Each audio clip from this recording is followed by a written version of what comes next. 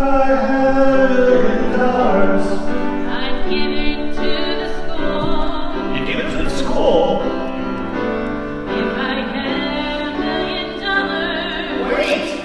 I have $1,000,000.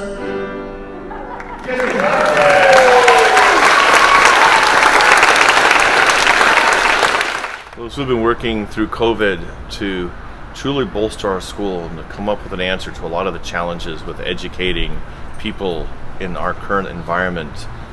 We've done a really good job just to start with. We have over 60 new students this year. And with that, it pains me to have to do payroll every 2 weeks when I see how little we pay our teachers. This gift of $1 million has already raised our minimum salary by $4,000. And we're going to slowly be bumping up everybody's salaries until we're paid close. We're not going to get up to what public schools are. I mean, it is a ministry, and we want to be looking for people that see it as a ministry. We're going to try and get within 10% of what the average of the public schools around us are for the salaries for all of our teachers and staff. When we raised that minimum salary, they were like, wow.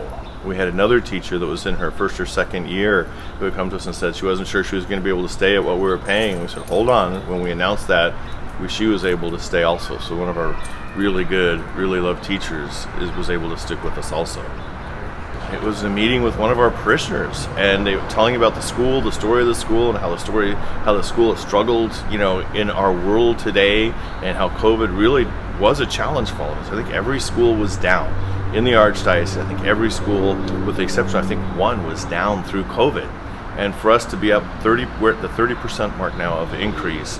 This gives us the ability not just to be comfortable that this teacher salaries can get taken care of and bolstered, but that what we have done is being noticed, and people are realizing the amazing product of what we have here at St. Pius and Catholic education in general.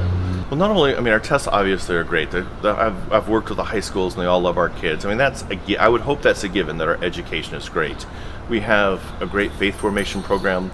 And it's not just a class, it is the way they live. We have a virtues program where they're reminded about virtues, and they're rewarded actually in doing things just spontaneously for that, so that those things just don't go by unnoticed, that they realize that there is a value in doing what is right. There is a value in helping each other realize that innate goodness that each person has. And bullying is such a big thing in our world, and we're able to work with that. Not just it's not the right thing to do, but that bullying goes against making God present in our life, in our world. And we have a room called Josh's Room, where our counselor can work with people that might be struggling in many different ways. And we're constantly looking for new ways that we can help our kids deal with the difficulties in our world today. We've had a lot of people, some of our newest kids didn't ever get to go to school last year. So we're simple things like routines. You noticed in Mass today that we had groups that weren't there. Our littles, 3 and 4 year olds, we don't ever start with, but we make sure that they get into the routines, and getting into just the routines of the daily school life, getting into the routines of dealing with other people, and to be there. We're working at helping families that have had people die from COVID, and helping to get them into the school. And that's going to take some extra emotional support for them. And just that separation. I don't think people ever realized what closing the schools would do and the impact that would have by all the kids that were virtual. We got all of our kids back by the end of the school year, and we had a very few at the end of the year. I just think the impact of not being with people, learning that socialization, and being able to realize what works, what doesn't work, and all those things, those interpersonal relationships that you just can't get over a computer. It just doesn't work. We do Mass buddies, so we have an older kid with a younger kid, so that they help remember what's going on. They remember the when to stand, when to sit. And it's still a little rough in the beginning of Mass because they think it's new. They don't realize it's what they're doing on Sundays and whatever else. And so occasionally we have to remind them. But yeah, the Mass buddies are there to help them know what to do, when to go to communion, and so that they're not as nervous while they're at Mass, to help them with what they're doing. Well, pray for them.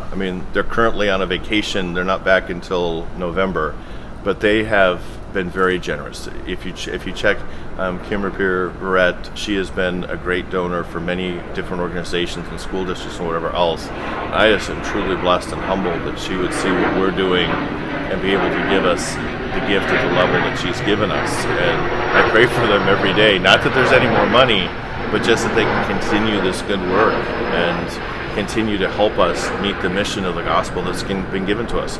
Our school motto is building leaders for Christ, and I think with this gift and hopefully more like it, we can continue to do that on a large scale.